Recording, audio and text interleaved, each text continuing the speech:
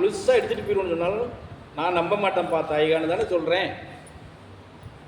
ஏன்னா அதுக்கான அனுபவமும் பக்குவமும் நமக்கு கம்மியாக இருக்குது, குறைபாடாக இருக்குது. நம்மளுடைய மனநிலையை ஒருநிலைப்படுத்துறதுலையோ நம்ம எண்ணத்தை வந்து சீர்திருத்தம் பண்ணி அந்த லட்சியத்தோட இதில் ஜெயிக்கணுங்கிற அந்த உறுதிமொழி இருக்கு இல்லையா, அதெல்லாம் நமக்கிட்ட எல்லாமே ரொம்ப பலகீனமாக இருக்குது. அதனால தான் இந்த பின்னடைவுகளுக்கு காரணமே. எப்படி காரணமே இதெல்லாம் நம்ம சரியாக நம்மளுக்குள்ளே சரி பண்ணி நமக்குள்ளே நிலைநிறுத்தி நம்ம பயணம் பண்ண ஆரம்பிச்சுட்டா நமக்கு எந்த பின்னடைவும் கிடையாதுப்பா. அப்படியே ஒரு விஷயம் நமக்கு பின்னடைவு ஏற்படுதுன்னா கூட நம்மளை நாம அதை சரி பண்ணிக்கிற இடத்துல நம்ம இருக்கோம். சரி, இந்த விஷயம் நம்ம எடுத்துகிட்டு போன பின்னடைவு ரைட், இந்தந்த இடத்துல நம்ம பலகீனம் அடைச்சோம். அப்போ அதுக்கான காலதாமதம் அங்கே போயிடுச்சு. சரி, அது நமக்கு பிடிக்க தெரியலன்னா சரி நம்ம ஆசாங்கிட்ட போய் கேட்கலாம். ஆசாங்கிட்ட நம்ம கேள்வி வச்சு அவர் நமக்கு வழிமுறையை காட்டி கொடுப்பார். இதில் தயக்கமே வைக்கக்கூடாது. இதில் வந்து நம்ம ஐயோ நமக்கு ஒன்றும் தெரியலன்னு கேட்டால் மற்றவங்க என்ன இருக்குது, நமக்கானதை நம்ம கேட்டு பெறுறதுல என்ன இருக்குது, அதில் தயங்கணுங்கிற அவசியம் இல்லை. அதெல்லாம் இல்லை, உனக்கு அப்படிலாம் ரெண்டாவது தரமாக வழிமுறையெல்லாம் நாங்கள் காட்டி கொடுக்க முடியாதுன்னு சொன்னால் தான் பயப்படணும். புரியுதா நான் சொல்கிறது? அதுக்கான இடம் இல்லை. இது உனக்கு எத்தனை முறைனாலும் அதை வந்து துரிதப்படுத்தி ஒன்றிச்சு பலப்படுத்தி அதை ஓடணும் முடுக்கி விடுற இடத்துல தான் இருக்கிறோம். பின்னடைவு ஏற்பட்டுருச்சா இதோட தான் இப்போ அப்படின்னு நம்ம சொல்ல முடியாது இல்லையா. சொல்கிற இடம் இது இல்லை, மற்ற இடத்துல இருக்கலாம் போகலாம், அது நமக்கு தெரியாது. இந்த இடம் இல்லை, புரிஞ்சதா? அப்போ இதை நீங்கள்லாம் வந்து வருங்காலத்தில் இதெல்லாம் இந்த வருஷத்துல இருந்து நீங்கள் இதெல்லாம் உங்கள் மனநிலையில் நிலைநிறுத்தி வச்சுக்கிட்டு செயல்படுறது. செயல்பாடுங்கிறத விட செயலாக்கத்தில் துரிதப்படுத்தி பிறருக்கு காட்டி கொடுக்குற இடத்துக்கு நீங்கள் வாங்க. புரிஞ்சதா? ஒரு சின்ன விஷயம் சொல்கிறேன்.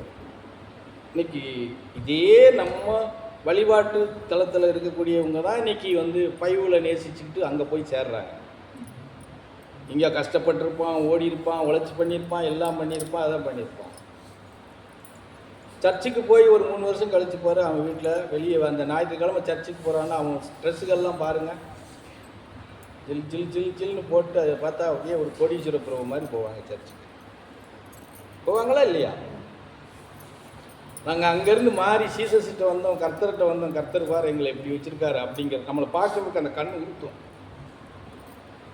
அவங்க இங்கே தான் இருந்தாங்க, இங்கே தான் சாமி கும்பிட்டாங்க, அங்கே போனாங்க, இங்கே போனாங்க. இப்போ அந்த அவங்க மதம் மாதிரி சர்ச்சுக்கு போகிறாங்க. அந்த 3 வருஷத்தில் வாரு எப்படி இருக்காங்க, பிள்ளைங்க எப்படி படிக்குது வாரு அப்படின்னு. அதுக்கு என்ன காரணம் தெரியுமா? நல்லா இருக்காங்க அப்படிங்கிற எண்ணம் மாத்திரம் தான் நமக்குள்ளே வரும்.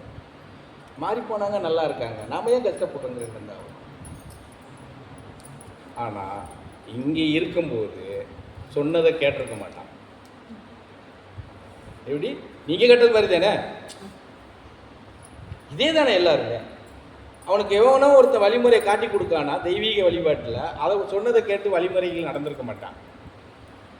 சொன்னதெல்லாம் பார்த்துக்கலாம் அப்படிங்கிற மாதிரி அதை வந்து உதாசனப்படுத்துறது, அசிங்கப்படுத்துறது, இப்படி பண்ணிட்டு போய்கிட்டு இருந்திருப்பான். அவனுடைய வளர்ச்சி எதுவுமே இருந்திருக்காது, வராது. உதாசனப்படுத்தினாலும் அசிங்கப்படுத்தினாலும் வளர்ச்சி எப்படி வரும்? ஆனால் அவன் வந்து சொல்லக்கூடிய வார்த்தையை நம்பி அந்த பைவில் கையில் கொடுத்து நீ பைவில் நேசி சீசத்தை வந்து ஆராதனை பண்ணி பிரார்த்தனை பண்ணு அப்படின்னு சொல்லி கொடுத்து அங்கே போகும்போது என்ன பண்ணுறான்னா, அந்த சர்ச்சில் இருக்கக்கூடிய பாஸ்டர் என்ன சொல்கிறானோ அந்த வார்த்தையிலேருந்து மறுவார்த்தைக்கு மாறவே மாட்டாங்க. புரிஞ்சதா? கரெக்டாக ஞாயிற்றுக்கிழமை ஆனால் சர்ச்சுக்கு வந்துடணும், அந்த கண்டிஷன். அன்னைக்கு உனக்கு 1000 ரூபா எவன் சம்பளம் கொடுத்து வேலைக்கு போனாலும் நீ போகக்கூடாது, போக மாட்டாங்க. அப்படி நீ வந்தாலும் மாத்திரம்தான் உனக்கு சீசஸ் வந்து ஆசீர்வாதம் கொடுப்பாரு, அருள் புரிவாருன்னு அவங்க கண்டிஷனாக கொடுத்துருவாங்க, அதை ஏற்றுக்குருவாங்க. இங்கே கண்டிஷன் கொடுத்தா அவர் என்ன அத்தனை கண்டிஷன் வைக்காரு, உலகத்தில் இல்லாத கண்டிஷனு, அட போடா அப்படி சொல்லிட்டு போயிடுவீங்க. புரியுது என்ன சொல்கிறது?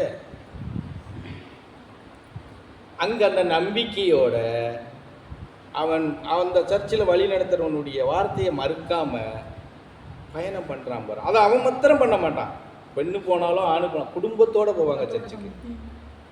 எப்படி? ஆமாம். இங்கே பொண்டாட்டி வந்தால் புருஷன் வர மாட்டான், புருஷன் வந்தால் பொண்டாட்டி வர மாட்டான், பொண்டாட்டியும் புருஷன் வந்தால் பிள்ளைங்க வர மாட்டாங்க.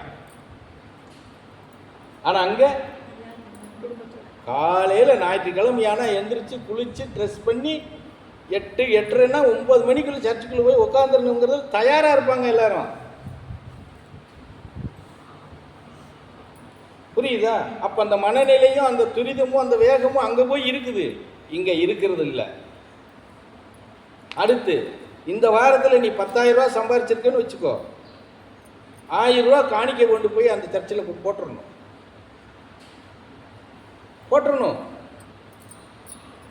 1 லட்ச ரூபா சம்பாதிச்சிருக்க அப்படின்னா 10,000 ரூபா கொண்டு போய் போட்டுறணும். இது சர்ச்சில், எல்லா சர்ச்சிலையும் இருக்கு. அதுக்கு எந்த தடையும் சொல்ல மாட்டாங்க யாரும். இன்னும் சொல்ல போனால் எடுத்து அன்னைக்கு வரதை கரெக்டாக அந்த இதில் போட்டுருவாங்க, வச்சிருவாங்க. அது எவ்வளவு செலவு வந்தாலும் அதுலேருந்து அவங்க செலவு பண்ண மாட்டாங்க. அப்படியெல்லாம் கொண்டுட்டு போய் இவங்க அந்த சர்ச்சில் அந்த முதலீடு பண்ணும்போது எல்லா குடும்பமும் ஒரே மாதிரி வளர்ச்சிக்கு வந்திருக்க மாட்டாங்க இல்லையா? உழைப்பு 2 பேராக இருக்கலாம், அந்த வீட்டில் 6 பேர் செலவினத்துக்கு இருக்கலாம், குழந்தைங்க 4 பிள்ளைங்க இருந்திருக்கலாம், அதுகளை படிக்க வைக்கணும், பெருசாக வளர அந்த செலவினங்கள் கூடும்போது அப்போ அவங்களுடைய வளர்ச்சி பெருசாக தெரியாது, அதுக்குள்ளேயே நிற்பாங்க. அப்போ அந்த சர்ச்சு என்ன பண்ணுது செய்கிறாங்க, அதெல்லாம் ஒரு சில இதுகளெல்லாம் இருக்குது. நம்ம அதெல்லாம் சில இதில் தான் ஏமாற்றிட்டு போகிறாங்க, சில சர்ச்சில் சில இடத்துலலாம் அதை பண்ணுறாங்க. இவங்ககிட்ட ஒரு முதலீடு இருக்குது, இவங்க வீடியோ எடுத்து ஒவ்வொரு சேவை கூட்டத்துக்கும் ஒவ்வொரு இதுக்கும் வீடியோ எடுத்து அவன் ஜெர்மனை சார்ந்து இருக்கானா, இங்கிலாந்தை சார்ந்து இருக்கானா, அமெரிக்காவை சார்ந்து இருக்கானா, இப்படிலாம் இருக்குது. அவங்களுக்கு அந்த இதை அனுப்புவாங்க. இவ்வளோ பேர் இத்தனை பேர் நம்ம சபையில் சர்ச்சில் மெம்பராக இருக்காங்க, அவங்க குடும்பத்தோடு இப்படி இருக்காங்க அப்படின்னு அனுப்புவாங்க. அவங்க ஒரு அமௌண்ட் அனுப்புவாங்க. இவங்களை பராமரிக்கிறதுக்கு அவங்கள்ட்ட பணம் வரும். இப்போ இந்த பிஜேபிக்காரங்க வந்ததுக்கப்புறம் தான் அதெல்லாம் ஆப்பு வச்சு நிறுத்திட்டான், இல்லைன்னா அவங்க நிலை இன்னும் வேறு மாதிரி தான் இருக்கும். இவங்க இதை வச்சுட்டு தான் ஆடுறாங்கன்னு வெளிநாட்டு பண்டை பூரா உள்ளே வரவிடாமல் இவங்க எல்லாம் லாக் பண்ணிட்டாங்க. அதனால இப்போ கிறிஸ்டின்காரங்க இங்கே இருக்கிறதுக்குள்ளேயே குண்டாச்சட்டி உருட்டுறதுனால அந்த அளவுக்கு ஃபோர்ஸ் பண்ண முடியாமல் இருக்கிறாங்க. அப்போது அந்த ஒரு 100 பேர் வர்றாங்கன்னா எப்படி போனாலும் 100 பேரில் ஒரு 10 பேர் நலிகினவங்களாக இருப்பாங்க இல்லையா? அப்போ இவங்க அவனுக்கு என்ன தேவையோ, படிப்புக்கோ இல்லை அவங்களுடைய ஒரு உடல்நிலையாக பாதிக்கப்பட்டிருக்கோ, இப்படி இதுக்கு அங்கேருந்து உதவி பண்ணுறாங்க. சில சர்ச்சில் பண்ணுறாங்க. நாம் எனக்கு தெரிஞ்சு மதுரையிலாம் ஒரு மிகப்பெரிய சர்ச் இருக்குது, அங்கெல்லாம் நான் நிறையா போயிருக்கேன், பார்த்துருக்கேன். அவங்க அதெல்லாம் செய்வாங்க. அது மாதிரி பல சர்ச்சுகள் இருக்குது. இந்த சின்ன சின்ன துக்கடா சர்ச்சுக்காரங்க தான் ஃபோக்கஸ் பண்ணிக்கிட்டு ஏமாற்றிக்கிட்டு தெரிவாங்களே தவிர, மிகப்பெரிய அளவில் பெரிய சர்ச்சு இப்போ நம்ம சிலுத்தூரில் பெரிய சர்ச்சு இல்லாமல் இங்கே கிழக்க கோர்ட்டுக்கு இந்த பக்கத்தில் அந்த சர்ச்சிலலாம் கண்டிப்பாக அது உண்டு. நான் சொல்கிறதெல்லாம் உண்டு, புரியுதா? அதுதான் சொல்கிறேன், அங்கெல்லாம் உண்டு. அப்போது ஏன் அவனுக்கு அந்த உதவி பண்ணுறக்கூடிய தன்மையும் மன இதுவும் ஏன் இருக்குன்னு சொன்னால், நீ கொடுக்குற இல்லையா?